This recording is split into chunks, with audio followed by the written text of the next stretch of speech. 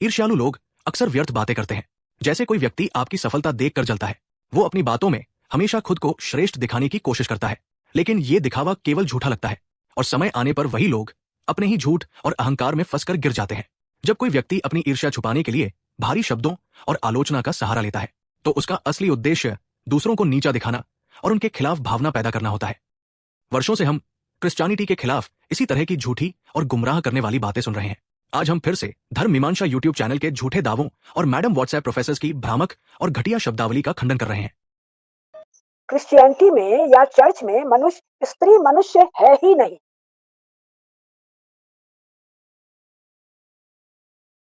किसी भी विषय पर बात करने का अधिकार है, लेकिन ये अधिकार किसी समुदाय को निशाना बनाने या अपने अनुमान को तथ्यों की तरह पेश करने के लिए नहीं होना चाहिए। असली बुद्धिमानी यह है कि आप तथ्य और दावे में अंतर समझें। जैसा कि मैडम व्हाट्सएप प्रोफेसर ने कहा कि चर्च या क्रिश्चियनिटी में महिलाएं मनुष्य नहीं है। मैडम ने क्रिश्चियनिटी के सिद्धांतों को प्रस्तुत करने में पूरी तरह असफलता दिखाई। उन्होंने चर्च और बाइबल पर भारी भरकम आरोप लगाना शुरू किया, जो दिखाता है कि उनका उद्देश्य केवल परेशान करना और ईर्ष्या जाहिर करना है। अब आप समझ सकते हैं कि क्यों क्रिश्चियंस पर हमले होते आए हैं, क्योंकि बड़े पैमाने पर अंध भक्तों को भड़काया जाता है किसी अच्छे इन्फ्लुएंसर्स के जरिए। And this is a business. और स्त्री मनुष्य न होने के कारण उसको कुत्ता बिल्ली जैसे भी जीने का अधिकार नहीं मिला। वास्तविक जीवन में तो ये हुआ केवल एक कहने से कि वो मनुष्य नहीं है, वस्तु है। कहने में बड़ा सीधा सा स्टेटमेंट लगता है, लेकिन इसका जो परिणाम हुआ था वो परिणाम ये हुआ था कि उनको अकथनीय पीड़ा सहनी पड़ी थी। अब अकथनीय पीड़ा का 5-7 उदाहरण बताते हैं हम आपको। अगर वो पति पत्नी विवाह, ये कोई धारणा ही नहीं है। अपने यहाँ विवाह जो है सृष्टि की व्यवस्था को चलाते रहने के लिए है। दोनों में, स्त्री पुरुष में पति पत्नी के रूप में प्रेम है, दाम्पत्य है। चारों आश्रम जो है अपना ब्रह्मचर्य, गृहस्थ, वानप्रस्थ, सन्यास, इसमें 3 आश्रमों को संभालने के लिए विवाह व्यवस्था है। विवाह व्यवस्था इसलिए है कि राष्ट्र के लिए श्रेष्ठ प्रजा, श्रेष्ठ संतानों का जन्म हो। तो ये स्त्री आंदोलन जो यूरोप और अमेरिका का है, उसको भारत को परे रख के या यूरोप को के अलावा शेष को परे रख के अगर बात करेंगे तब तो कुछ समझ में आएगा। दोनों का घालमेल करेंगे तो ये कुछ ऐसी चीज होगी, इमरती और टट्टी। रखिए, थोड़ी मर्यादा रखिए। अगर पलट के मैं आपको 4 शब्द बोल दूं तो कैसा लगेगा? पर मैं नहीं बोलूंगा। तो ये कुछ ऐसी चीज होगी, इमरती और टट्टी, तो ना तुलना होगा ना कोई बात हो सकेगी। इमरती टट्टी जैसी है क्या, टट्टी इमरती जैसी है क्या, इसको समझाना बड़ा मतलब संभव नहीं है। मान लिया कि आपके भीतर घृणा और ईर्ष्या भरी हुई है, तो भी इसका यह अर्थ नहीं निकलता कि आप हिंदू धर्म को लट्टी कहने लगे। हम जानते हैं कि हिंदुइज्म में काफी सारी खामियां हैं, लेकिन इस तरह से सार्वजनिक रूप में आप हिंदुओं को लट्टी नहीं कह सकती। गजब पाखंड है ये। इमरती और लट्टी में डिफरेंस ही नहीं पता। मैडम व्हाट्सएप प्रोफेसर, इमारती और लट्टी को अलग अलग रखिए या एक साथ, कोई भी समझदार बंदा आसानी से डिफरेंस बता देगा। सिर्फ हल्की पढ़ाई काफी है। पढ़ाई न भी हो तब भी चलेगा, बस दिमाग खराब ना हो या डीमन पोजेस्ड ना हो। तो ये जो ईसाइयत की जो खास बात है कि सृष्टि के मूल प्रयोजन में स्त्री थी ही नहीं भाई। व्हाट्सएप प्रोफेसर ने दावा किया कि क्रिश्चियनिटी में महिलाओं को इंसान नहीं माना जाता है और चर्च के अनुसार भी ऐसा ही है। कृपया उनके शब्दों पर ध्यान दें। क्रिश्चियनिटी में और चर्च के अनुसार ये गंभीर दावे हैं, फिर भी ये बिना किसी सबूत के किए गए।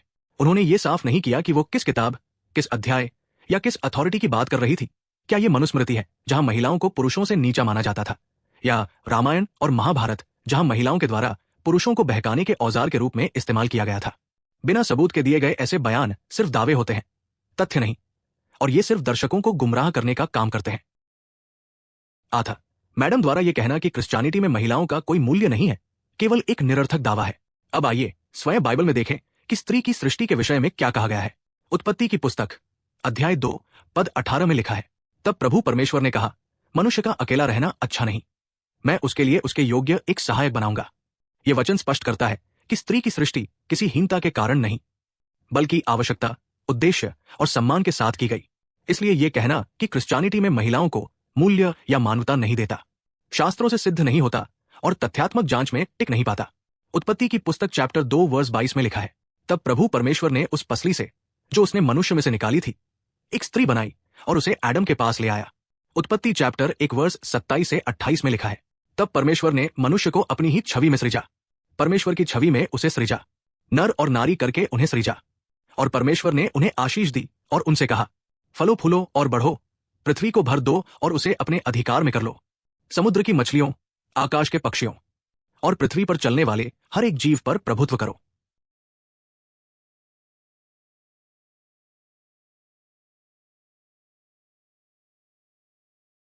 और जब स्त्री आई है तो वो एडम के उनके अनुसार पुरुष के फॉल का कारण है, पतन का कारण है। मैडम ने एक बार फिर बाइबल के अर्थ को तोड़ मरोड़ कर प्रस्तुत किया। उन्होंने ये दावा किया कि पतन के लिए हव्वा जिम्मेदार थी, जबकि ये क्रिश्चियन विश्वास नहीं है। बाइबल स्वयं स्पष्ट रूप से कहती है कि पाप संसार में कैसे आया। रोमियो की पत्री चैप्टर 5 वर्स 12 में लिखा है, इस कारण जैसे एक मनुष्य के द्वारा पाप संसार में आया और पाप के द्वारा मृत्यु आई, और इस प्रकार मृत्यु सब मनुष्यों में फैल गई, क्योंकि सब ने पाप किया। बाइबल को आगे पढ़ने पर यह साफ हो जाता है कि मानव जाति के पतन का दोष हव्वा पर नहीं बल्कि आदम पर रखा गया है। शास्त्र में कहीं भी यह नहीं कहा गया कि पतन स्त्री के कारण हुआ। वास्तव में शर्मनाक यह है कि मैडम ने अपने एजेंडे को सिद्ध करने के लिए बाइबल की कथा को अपने ढंग से तोड़ मरोड़ कर प्रस्तुत किया। उनका उद्देश्य क्रिश्चियनिटी को बदनाम करना और चर्च पर दोष मढ़ना प्रतीत होता है, न कि शास्त्र को ईमानदारी से समझाना। यदि उन्हें सच में दोष निर्धारित करना ही था तो उन्होंने शैतान की भूमिका पर प्रश्न क्यों नहीं उठाया, जो बाइबल के अनुसार धोखे के साथ भौतिक रूप में आया था। इस मुख्य तथ्य को नजरअंदाज कर देना और सारा दोष चर्च या स्त्री पर डाल देना उनकी व्याख्या की असंगति को उजागर करता है। इससे हम स्पष्ट रूप से देख सकते हैं कि कैसे असंगत और बेबुनियाद आरोप चर्च और क्रिश्चियनिटी पर थोपे जा रहे हैं, जो शास्त्र पर नहीं बल्कि पूर्वग्रह और उद्देश्यपूर्ण गलत व्याख्या पर आधारित है। कैसा पतन? स्वर्ग से ही धक्का देके उसको बाहर कर दिया गया। कहां बाहर किया गया? धरती पर किया गया। धरती क्या है? श्रापित है, कष्ट है, यहाँ कुछ नहीं है। और हमारे यहाँ धरती तो माता है। धरती पर जन्म लेने के लिए देवता तरसते हैं। गाय माँ है, नदी माँ है, धरती माँ है। हम इन सब की देख कर समझ सकते हैं कि ये सब आपकी माँ है। जिसे भी आप माँ बनाते हैं वो सब गंदा और अस्वस्थ रहता है, ये हम जानते हैं। शब्दों से खेलो और मकसद बर्बाद करो। जब खुद पर इल्जाम आने लगे तो क्रिश्चियनिटी को फंसा दो, सिंपल।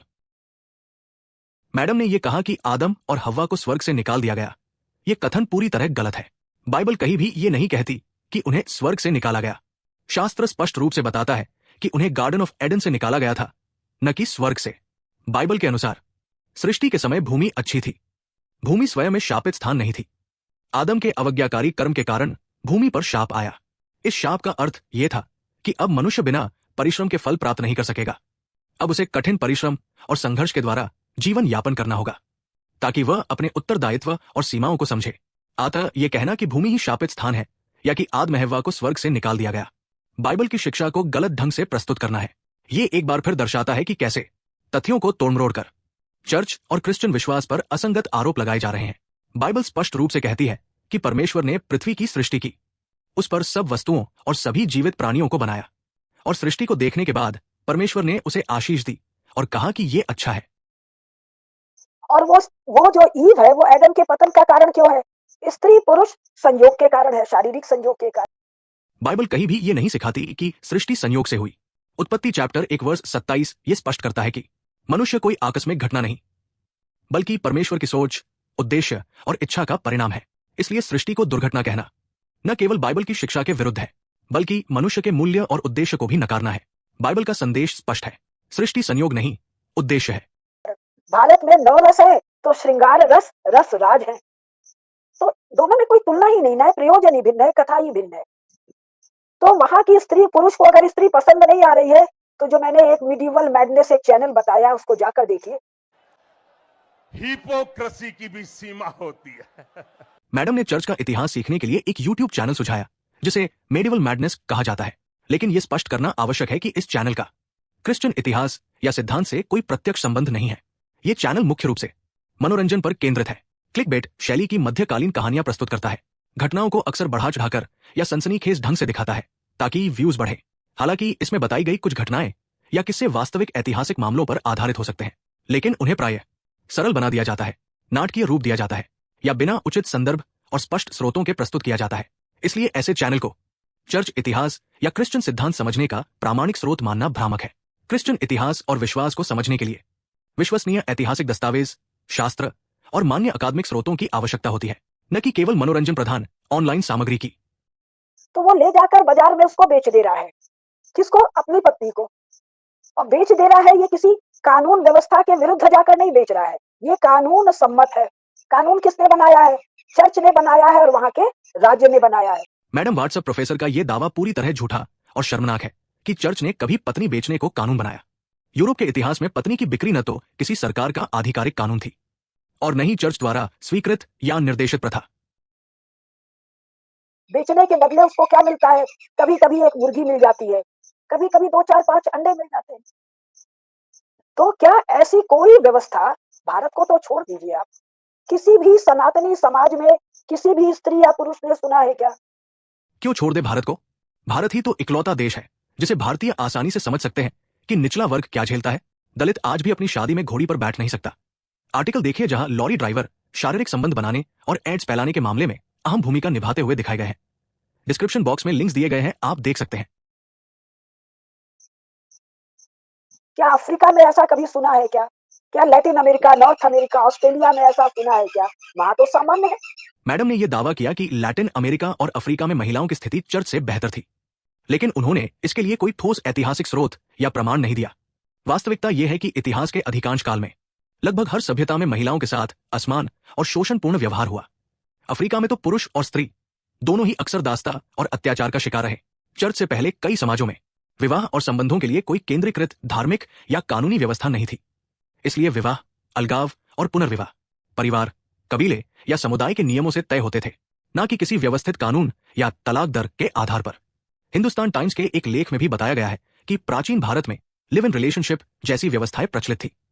इसलिए ऐसे संबंधों को स्वाभाविक रूप से मर्यादित या नैतिक मान लेना ऐतिहासिक रूप से सही नहीं है। इस प्रकार बिना संदर्भ और प्रमाण के ऐसे दावे इतिहास को सरल बनाकर गलत निष्कर्ष निकालने का उदाहरण है। अब जैसे फ्यूडल लॉर्ड्स का जो कथा है, तो किसी भी स्त्री का किसी भी पुरुष से विवाह होगा तो वहां फ्यूडल लॉर्ड जो है वो अनफ्लावरिंग करेगा। ये भाषा भी सारी वही की है। मैडम ने अपने एजेंडे के लिए दो अलग अलग अवधारणाओं को गलत तरीके से जोड़ दिया। सामंती कानून फ्यूडल लॉ का पत्नी की बिक्री से कोई प्रत्यक्ष संबंध नहीं था और इतिहास में पत्नी बेचने का कोई आधिकारिक कानून कभी अस्तित्व में नहीं रहा। जहां कई ऐसी घटनाएं हुई वे सरकारी कानूनों के विरुद्ध प्रतिक्रिया के रूप में सामने आई, विशेषकर उन समयों में जब तलाक की अनुमति नहीं थी। अक्सर ये कृत्य गरीब और हताश लोगों द्वारा छिपकर किए गए, न कि सरकार या राज्य के समर्थन से। महत्वपूर्ण यह है कि चर्च ने कभी ऐसे कृत्यों का समर्थन नहीं किया और न ही उन्हें अपनी शिक्षा या नियमों का हिस्सा बनाया। इसलिए इन घटनाओं को चर्च या क्रिश्चियन सिद्धांत पर थोपना ऐतिहासिक तथ्यों की गलत व्याख्या और बेबुनियाद आरोप है। क्या अनफ्लावरिंग का मतलब क्या? 3 दिन तक उस स्त्री का वो भोग करेगा। सबसे पहले पत्नी बेचना कभी भी कोई कानूनी प्रावधान नहीं था, इसलिए इसका स्त्री के उपभोग या विवाह की परिभाषा से कोई संबंध नहीं बनता। अब मैडम व्हाट्सएप प्रोफेसर को यह बताना चाहिए कि 3 दिन के उपभोग की अवधारणा उन्होंने किस स्रोत से ली, क्योंकि ऐसा कोई नियम, कानून या चर्च स्वीकृत प्रथा इतिहास में कभी मौजूद ही नहीं रही। उस स्त्री को वो कंज्यूम करेगा। वहां विवाह के लिए शब्द है कंज्यूमेशन ऑफ मैरिज। मैडम ने फिर से दो अलग अलग अवधारणाओं को आपस में मिला दिया। अगर मैरिज शब्द ही नहीं है तो ये शब्द आया कहां से? क्या ये संस्कृत या गुजराती शब्द है? ऐसे में साफ दिखता है कि यहां बुनियादी और हास्यास्पद गलतियां की जा रही है। कंज्यूमेशन ऑफ मैरिज एक अलग और तकनीकी कानूनी शब्द है जो विवाह को अधिकारों के स्तर पर पूर्ण करने से जुड़ा है। इसका अर्थ केवल यौन संबंध नहीं, बल्कि विवाह को पूरा या संपन्न करना है। ऐतिहासिक रूप से विवाह को 2 भागों में समझा गया। पहला प्रतिज्ञाएं, समझौता, और दूसरा दाम्पत्य संबंध। इसी कारण कंज्यूमेशन शब्द का प्रयोग हुआ, न कि किसी मनगढ़ंत या सांस्कृतिक एजेंडे के लिए। अगर विवाह के भीतर पति पत्नी का शारीरिक संबंध ही नहीं है तो फिर विवाह का उद्देश्य क्या है? बाइबल के अनुसार विवाह का अर्थ है एक देह होना। पति और पत्नी एक होकर नया परिवार बनाते हैं। ये ईश्वर की दी हुई आशीष है, न कि कोई स्वार्थ या व्यक्तिगत लाभ। बाइबल स्पष्ट रूप से सिखाती है कि विवाह के बाहर किसी भी प्रकार का संबंध स्वीकार्य नहीं है। तो विवाह कब पूरा संपन्न हुआ? जब पुरुष ने स्त्री का भोग किया। मैडम यहाँ अपने ही मन से सिद्धांत गढ़ रही है। कंज्यूमेशन विवाह नहीं है। क्रिश्चियन विश्वास में मैरिज एक पवित्र डिवाइन संस्कार है जो परिवार बढ़ाने के लिए आशीष के रूप में माना जाता है। विवाह के बाहर कंज्यूमेशन व्यभिचार है। केवल शारीरिक संबंध बनाना बिना विवाह और जिम्मेदारी के मैरिज नहीं कहलाता। आपके देवी देवताओं की तरह नहीं, जहां देवता केवल भोग के लिए आते हैं, वही असली कंज्यूमेशन है, विवाह नहीं।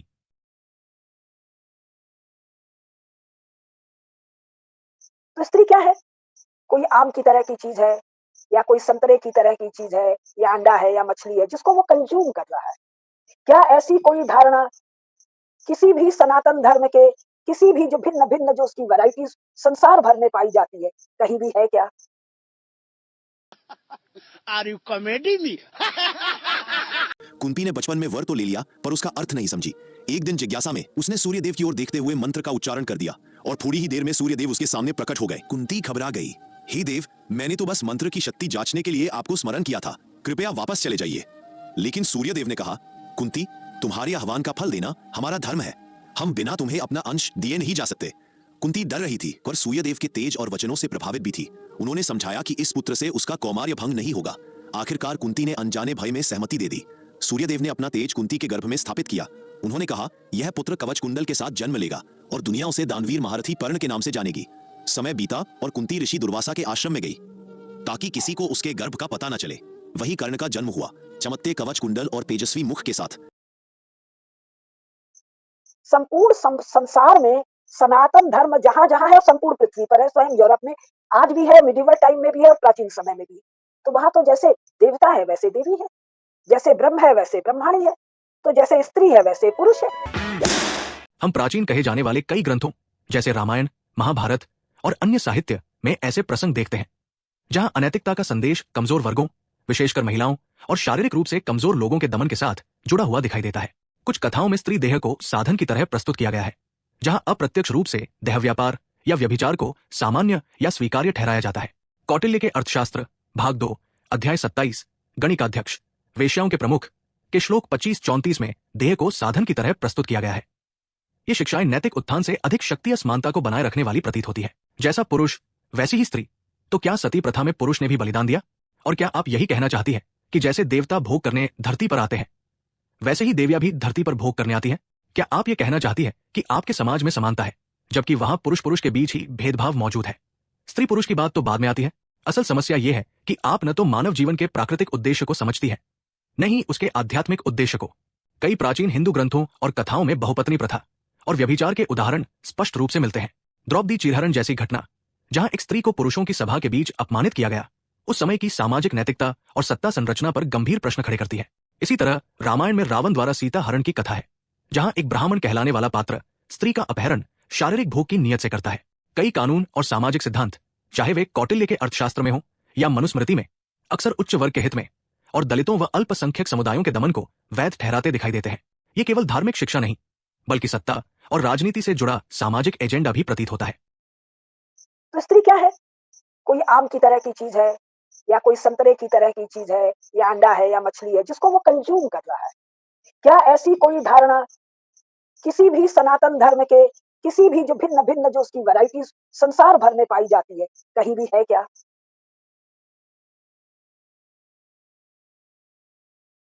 किसी भी सनातन धर्म के किसी भी जो भिन्न भिन्न जो उसकी वैरायटीज संसार भर में पाई जाती है, कहीं भी है क्या?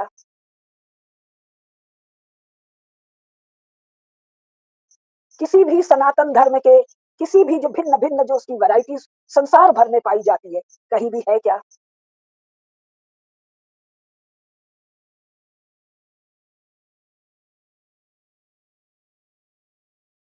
किसी भी सनातन धर्म के किसी भी जो भिन्न भिन्न जो उसकी वैरायटीज संसार भर में पाई जाती है, कहीं भी है क्या?